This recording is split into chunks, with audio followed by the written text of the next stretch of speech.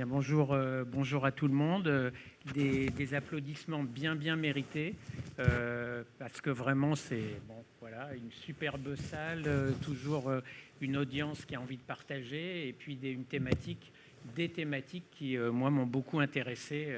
J'ai pas été là tout le temps, mais j'ai été là assez souvent et j'ai trouvé ça vraiment hyper intéressant. Un grand bravo. Alors on me demande moi de vous parler vraiment d'un sujet très précis, hein. On me demande de vous parler de la quantification de l'IM du prolapsus. Donc c'est pas tout le boulot de faire que la quantification quand on s'intéresse à une insuffisance mitrale, mais la quantification est un préalable très important puisque vous le savez, si on a grossièrement une fuite importante, on va devoir ensuite se poser la question de la prise en charge. Alors que si la fuite n'est pas importante, eh bien on sait que dans tous les cas, elle va relever d'une surveillance. Donc, lorsque l'on retourne un petit peu en arrière, dans les années 90, apparition, si j'ose dire, de la zone de convergence et de l'étude de la zone de convergence qui est tout à fait devenue la méthode de référence dans la quantification des insuffisances mitrales dans tous les laboratoires. Il faut dire que c'est plutôt futé, hein. On regarde l'insuffisance mitrale avant le trou, on regarde l'insuffisance mitrale dans le ventricule gauche et on s'intéresse à ce profil de vitesse, d'hémisphère, d'isovitesse qui s'empilent de plus en plus petites et qui vont converger vers ce trou. Et au prix d'un réglage adapté, vous savez, notamment en baissant la ligne du zéro de la couleur, on va pouvoir isoler un hémisphère sur lequel on pourra mesurer le rayon. Et si on mesure le rayon en faisant 2πr², on a la surface de cet hémisphère. Et en tenant compte de la vitesse à la surface de cet hémisphère, donc en l'occurrence la vitesse d'aliasing, ici 42, on obtient ce qu'on appelle un débit régurgité instantané. Ensuite, en divisant ce facteur par la vitesse maximum de l'IM, on obtient une surface de l'orifice régurgitant. Donc on prétend avoir l'approche anatomique du défect. Et ensuite, si on multiplie la surface de l'orifice régurgitant par l'intégrale temps-vitesse sur le Doppler continu, eh bien, on va avoir ce qu'on appelle un volume régurgité. Et comme vous le verrez, il y a plusieurs façons de mesurer un volume régurgité. Alors, quelles sont les conditions pour que tout ça soit fiable? Eh bien, on a parlé d'hémisphère et donc il faut que lorsque l'on regarde cette zone de convergence, eh bien, sur une image arrêtée, on a effectivement quelque chose de complètement développé sur 180 degrés. L'autre élément très important, c'est la stabilité au cours de la systole. Si vous avez un rayon stable au cours de la systole, à ce moment-là, vous êtes dans de bonnes conditions de mesure puisque quel que soit le moment où vous allez choisir ce rayon, vous allez calculer une surface d'orifice régurgitant qui sera représentative de la sévérité de la fuite. Alors, que se passe-t-il dans le prolapsus? Le prolapsus a, lorsque l'on fait ce TM couleur sur la zone de convergence, et je vous conseille vraiment de le faire, parce que c'est ça qui va de façon très simple vous montrer si ce rayon est stable ou non, vous voyez que typiquement dans le prolapsus, le rayon n'est pas stable. Il est petit en protosystole et il est beaucoup plus important souvent en télésystole. Alors ce n'est pas un artefact, c'est la représentativité et c'est la traduction d'une physiologie, c'est-à-dire que dans le prolapsus, contrairement à l'IM rhumatismal, le trou est petit en protosystole et au cours de la systole, le trou va se majorer. Et donc on est face à un véritable casse-tête. Si vous mesurez l'assort en protosystole, vous allez dire c'est ce défect-là qui représente toute la fuite et vous allez sous-estimer votre fuite. Et bien sûr, si vous mesurez en télésystole, vous allez faire l'inverse, vous allez la surestimer. Le timing de mesure de la zone de convergence est très important lorsque l'on quantifie un prolapsus et il est d'ailleurs très important sur tous les IM. L'autre élément, c'est le confinement. Vous voyez, il n'y a pas que pour le Covid. Le confinement dans la zone de convergence, c'est très important. Je vous ai dit hémisphère, 180 degrés. Et sur certains prolapsus, assez souvent sur des prolapsus excentrés P1, P3, vous voyez que sur l'image arrêtée, on n'a pas un hémisphère, mais on a un quart de sphère. Et là, faites attention parce que si vous appliquez cette formule, la formule classique, vous allez nettement surestimer la fuite. Et dans un exemple comme ça, il faut diviser la SOR par 2 pour avoir à peu près une évaluation correcte. Alors, le temps de mesure, il est en général, et c'est le consensus, contemporain du pic de vitesse en Doppler continu. Donc vous mesurez, vous avez votre spectre en Doppler continu. Bien sûr, il faut un électrocardiogramme, mais je sais que depuis le temps, vous le mettez tous quand vous faites une échographie. Et à ce moment-là, vous repérez sur l'électro à peu près le temps de survenue du pic, et c'est ce rayon que vous allez mesurer. Et en règle générale, vous voyez qu'ici, sur cette IM par prolapsus, vous avez un tout petit rayon en proto. Ça commence à 5, ça finit à 12. Donc le timing est fondamental. Le rayon mésosystolique qui est contemporain du pic, il est à 9 mm. Ça nous fait, dans cet exemple, une SOR à 0,31. L'autre façon, dans mon expérience, mais qui est un peu plus longue, c'est de faire un rayon proto, un rayon méso, un rayon télé. Vous voyez que si vous faites la moyenne, 12, 21, 26, vous allez tomber à peu près sur la même chose, c'est-à-dire un rayon moyen à 8, 9. J'insiste beaucoup, c'est ce rayon moyen qui va nous donner une surface d'orifice régurgitant moyenne, qui n'existe pas réellement dans le prolapsus, mais qui va être le reflet de la sévérité de la fuite. Autre élément très important, c'est la différence qu'il y a entre les IM qui sont holosystoliques dans les prolapsus et les IM qui sont mésotélés. Dans des exemples comme ça, vous pouvez avoir des patients qui ont exactement la même zone de convergence et vous allez dire, dans cet exemple, ils ont la même sévérité de fuite, mais bien sûr, ce patient-là, en fait, une sévérité divisée par 2 et ce qui va vous permettre de la tester, c'est le volume régurgité. Pour moi, c'est une des grandes indications de mesurer le volume régurgité en plus de la PISA, parce que si vous faites l'ITV mitral ici, comme dans cette série, vous voyez, vous trouvez des volumes régurgités qui sont du simple au double, alors que pourtant les SOR sont équivalentes. Très clairement, une IM mésotélée, sauf cas exceptionnel, n'est jamais chirurgicale, elle n'est jamais sévère, ou on va dire quasiment jamais. Donc faites attention, regardez en Doppler continu la tête de votre spectre, et puis dans toutes les études, bien sûr, ces IM mésotélés sont de très bons pronostics.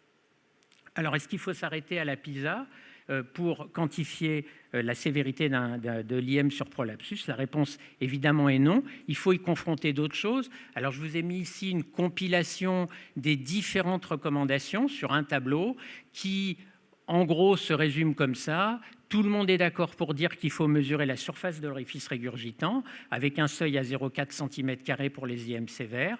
Tout le monde est d'accord pour dire qu'il faut mesurer le volume régurgité par la PISA avec un seuil à 60 ml pour les IM sévères. Par contre, seuls les Américains proposent de calculer des volumes régurgités par d'autres techniques qu'on va voir tout de suite, Doppler pulsé volume ou fraction de régurgitation. Et là, on est un peu surpris parce que les Européens ont supprimé de leurs recommandations cette partie, alors que ça a été la méthode de référence de validation de la PISA. Donc vous voyez, on a supprimé la méthode de référence, ce qui est un peu dommage. Et surtout, ce qu'il faut comprendre, c'est que ces mesures de volume vont intégrer tout ce qui se passe tout au long de la systole. Et donc, cet écueil du trou qui n'est pas stable, on va s'en affranchir grâce à cette méthodologie. Alors, si je suis tout à fait précis, vous savez que j'adore les recommandations. C'est le charme des recommandations. Voilà-t-il pas que depuis 4 jours, est réapparue chez les Européens la fraction de régurgitation. Vous voyez, un coup, ça y est pas, un coup, ça y est. Nous, on est très contents, en tout cas, que ça réapparaisse. Alors, cette diapo est peut-être un peu chargée, elle peut vous faire peur, mais vraiment, on est dans la grande simplicité. On va faire une fraction de régurgitation, on va faire un volume régurgité. Je vous conseille de le faire, quel que soit l'IM que vous quantifiez, à condition bien sûr que cette fuite soit pure. S'il y a un rétrécissement mitral associé, la fraction de régurgitation par cette méthode ne fonctionne pas. Qu'est-ce qu'on va faire? On va mesurer d'abord, ce que vous faites tous les jours, un volume d'éjection systolique qu'on va appeler effectif. C'est le débit, c'est ce qui passe dans l'aorte. Vous connaissez par cœur le diamètre de chambre de chasse, l'ITV sous-aortique. Je fais πD2 sur 4 fois ITV sous-aortique. Et puis, je vais faire la même chose au niveau de l'anneau mitral. je vais mesurer le diamètre de l'anneau mitral et je vais faire un Doppler pulsé à l'anneau et je vais faire le même calcul, c'est-à-dire πd2/4 multiplié par l'ITV mitral. Ce qui est important à comprendre, c'est que ce volume mitral contient non seulement le volume effectif, mais en plus le volume régurgité. Donc si je fais la soustraction volume mitral moins volume aortique, je vais avoir le volume régurgité de l'insuffisance mitrale. Vous voyez, c'est une deuxième méthode par rapport à celle qu'on a décrite avec la PISA et une méthode totalement indépendante. Et retenez bien ça parce que c'est ça qui est très intéressant quand vous allez avoir des soucis de concordance. Et si vous divisez par le volume mitral, vous avez une fraction de régurgitation. Je vous ai dit pas de RM pour le volume mitral, pas d'IA significative pour que le volume aortique soit bien le volume d'éjection effectif. J'ai une autre méthode, c'est la même, mais le volume mitral, vous le remplacez par le volume d'éjection systolique. Ce que vous faites tous les jours, le volume télédiastolique VG moins le volume télésystolique. Alors, idéalement en 3D, et là, très sincèrement, le 3D pour le volume VG est vraiment devenu une routine, bien sûr à condition d'avoir l'outil en transthoracique. C'est facile à faire, c'est rapide et ça permet d'avoir souvent des volumes un peu plus exact que ce qu'on obtient en 2D, parce qu'en 2D, vous le savez, on est souvent supra-apical et on a tendance à sous-estimer les volumes. Donc, vous avez bien compris que mon volume mitral et mon volume d'éjection systolique doivent normalement donner la même chose. Quand je fais un volume d'éjection systolique en 2D, c'est pareil. Il y a à la fois ce qui est éjecté à rétro pour l'IM et il y a à la fois ce qui est éjecté dans l'aorte. Donc, c'est deux approches exactement de la même mesure. Alors, on va faire un petit exemple. Voilà ici un patient. Alors, j'ai une seule incidence en imagerie, donc ça ne suffit pas. Mais si vous faites bien attention, vous voyez de façon assez claire un prolapsus de la valve antérieure. Alors, sur une incidence comme ça qui passe par A2P2, on dira que le prolapsus est sur A2. Mais bien sûr, il faut compléter par d'autres incidences pour savoir exactement la topographie. Alors, on s'intéresse à la quantification, donc on fait des acquisitions pour avoir la PISA ici en 4 et en cavité et en parasternale. J'ai une très jolie zone de convergence en 4 cavités, mais si vous regardez bien, il y a un peu de confinement. Ce n'est pas l'hémisphère parfait, on va dire que c'est 2/3 de sphère. Et si vous regardez mon image en parasternale, j'ai un hémisphère qui est totalement développé. C'est ça qui va m'intéresser. Je vais mesurer sur cette incidence. Et puis, je fais du TM couleur. Et ce TM couleur me permet de confirmer qu'il y a bien une instabilité du G au cours de la systole. Ce TM couleur, faites-le systématiquement, pas pour mesurer un rayon, mais pour regarder le comportement au cours de la systole. C'est extrêmement utile. Donc c'est instable, je regarde, je repère mon pic de vitesse, je fais défiler mes images entre la proto, la méso, la télé. Toujours, regardez, je passe de 7 mm à 14 mm. Donc vous imaginez la possibilité d'erreur si on ne fait pas attention. Je repère mon pic de vitesse, je sélectionne mon image qui correspond à ce pic de vitesse. J'ai une SOR à 0,38. Je fais mon ITV mitral et j'ai donc un volume régurgité à 66 ml. Et puis ensuite, je vais continuer à travailler parce que le scoop, c'est ça, c'est que j'entendais tout à l'heure dans une séance, je fais un petit coup d'écho. Ça, c'est le truc qui me fait un peu pousser quelques boutons parce que le petit coup d'écho, ça n'existe pas. Si je vous dis le petit coup de corot, ça va vous paraître bizarre. Le petit coup d'IRM, ça va vous paraître bizarre. Le petit coup d'écho pour une IM, c'est pas possible. Donc, il faut un peu de temps.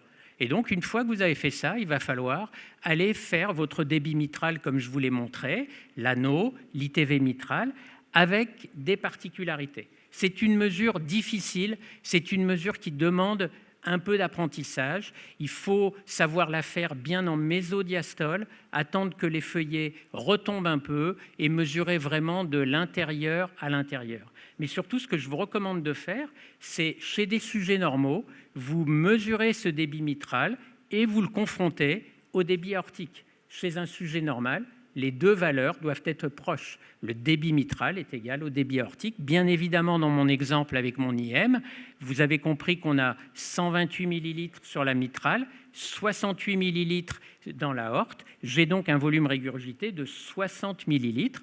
très proche de ce que j'avais avec la zone de convergence, avec pourtant une méthode complètement différente. Je vais un peu plus vite, j'ai continué à refaire le calcul avec les volumes en 2D, en 3D, et j'obtiens des valeurs qui sont un peu plus basses. Cette diapositive, pour moi, est très importante parce que c'est ce travail-là qu'il faut faire quand vous quantifiez une fuite et particulièrement quand vous quantifiez un prolapsus. C'est la notion de cohérence des résultats. Prenez juste l'image du bas. L'image du bas, j'ai trouvé un volume d'éjection total, entre parenthèses par 3 méthodes, le volume mitral, le volume en 2D, le volume en 3D. Et je trouve entre 120 et 125 millilitres. À quoi est égal ce volume total? Il faut que je retombe sur mes pieds. Il faut qu'il soit égal ou à peu près égal à ce qui passe dans l'aorte et ce qui est régurgité. Ce qui passe dans l'aorte, j'ai 68 millilitres. Et ce qui passe en régurgitation par la PISA, donc par une méthode totalement indépendante de mes mesures de volume, j'ai 66 millilitres. Dans une situation comme ça, 68 plus 66, je suis pile dans mon débit, c'est-à-dire 125 millilitres. Et hier, Marie-Christine faisait une remarque sur Coapt en disant « mais attendez, c'est pas possible de nous proposer par exemple des volumes ». Je donne un exemple, on a de temps en temps, on nous envoie des IM sévères avec un volume total qui fait 90 millilitres, un débit dans l'aorte à 60, 65, il y a un loup quelque part. Soit il y a une erreur de raisonnement, soit il y a une erreur de mesure. Et si vous ne faites pas cette cohérence de résultats, vous pouvez vous exposer. Et ça, c'est valable, quelle que soit l'étiologie. Alors, en dehors de l'écho-transto, il y a l'IRM. Et l'IRM, elle, est capable de vous proposer exactement l'approche volumétrique. Donc, à la fois sur le volume régurgité, la fraction de régurgitation. On fait en IRM des coupes, vous le savez, qui vont de la base jusqu'à l'apex et sur le VG, et on obtient à ce moment-là un volume télédiastolique, un volume télésystolique, et qui va vous permettre de calculer un volume d'éjection systolique. Et par ailleurs, ça a été montré tout à l'heure, les imageries de flux qui permettent, par exemple, ici, c'est le plus classique, on va interroger la jonction sino-tubulaire. Vous voyez, entre parenthèses, qu'en IRM, on se met perpendiculaire au flux, on ne se met pas dans l'axe du flux, et on va avoir un volume éjecté. En faisant la différence entre le volume total et le volume éjecté, eh bien, je vais avoir, là encore, un volume régurgité. Alors, l'IRM, comme l'écho, a ses limites, et en particulier dans le sujet qui nous intéresse, il y en a une qui, moi, me perturbe beaucoup, c'est dans ce qu'on appelle les Barlow. Donc, tout à l'heure, on va vous parler de disjonction annulaire, d'un déplacement assez important de l'anneau au niveau de la base. Et cette coupe basale en IRM du VG, c'est un vrai casse-tête dans tous les cas de figure. Vous savez qu'on va positionner son secteur pour couper vraiment le VG proche de l'oreillette. Et plus il y a du déplacement, plus vous allez vous balader quelque part entre l'oreillette et le ventricule. Quand il y a une disjonction annulaire, c'est l'enfer de mesurer cette coupe basale et vous pouvez faire des grosses erreurs de volume malgré tout en IRM. Après, il y a des points très forts qui sont l'IM difficile en écho, l'IM discordante et puis bien sûr les G multiples. Quand on a des valvulopathies multiples, IM et IA, on rentre dans des choses un petit peu plus complexes, mais là, l'IRM est vraiment très intéressante. Alors après, c'est comme tout, l'IRM, méthode de référence. Certains vont vous tenir des propos excessifs. Aïcha est là, elle se souvient d'une session aux Journées européennes il y a 2 ans où un très grand IRMiste nous a dit très clairement l'écho n'a pas sa place dans l'IM, la méthode de référence, c'est l'IRM. Évidemment, ce sont des propos complètement hallucinant, mais qui s'adosse sur des choses intéressantes. Vous avez ici, c'est toujours Uretsky, publie énormément sur le sujet, et ça a le mérite de mettre en relief les faiblesses d'une échographie mal faite. Et effectivement, quand on compare l'écho à l'IRM, eh bien, vous voyez que le message, c'est que l'écho a tendance à surestimer beaucoup plus les fuites que l'IRM. Et on comprend, en tout cas une partie de l'explication, c'est les variations temporelles de sévérité, c'est-à-dire les gens qui font une écho rapide, je prends une PISA un peu quand je peux, et à ce moment-là, le piège se referme parce que je surestime la fuite. Donc, je pense que si on travaille raisonnablement, il y a un niveau de concordance entre l'IRM et l'écho qui n'est pas parfait, mais qui est bon. Après, d'autres vont vous dire que c'est la méthode de référence pour le pronostic. C'est essentiellement des équipes américaines. J'essaye d'ouvrir la porte au sujet suivant, et qui, eux, plaident en particulier pour une chirurgie précoce. C'est-à-dire, si vous avez une IM sévère, quel que soit par ailleurs le patient, symptomatique, pas symptomatique, on doit opérer. Dans ces conditions, vous voyez un petit peu le raisonnement. Comme l'IRM est la méthode qui quantifie le mieux pour eux, eh bien l'IRM est la méthode qui donne le meilleur pronostic. Donc, je crois que, en conclusion, je vous dirais que quantifier une IM, c'est un vrai travail. Et je vous redis, on ne bâcle pas une choro, on ne bâcle pas une IRM. Une IRM, ça dure 45 minutes en étant pressé. Il faut accepter que parfois, l'écho dure 20-25 minutes d'acquisition, c'est pas si long, surtout qu'à la clé, il y a une indication chirurgicale, ce qui n'est pas rien. Et donc, vous avez compris qu'il faut travailler soigneusement, il ne faut pas se contenter d'une pizza. J'espère vous avoir expliqué les principaux pièges. Il faut faire ces méthodes de volume, il y en a plusieurs. Ça a le mérite de pouvoir être confronté et d'obtenir ou non une cohérence de vos résultats. Si les résultats ne sont pas cohérents, je pense réellement que l'IRM, mise dans des mains de quelqu'un qui connaît la pathologie, est évidemment très intéressante. Merci beaucoup.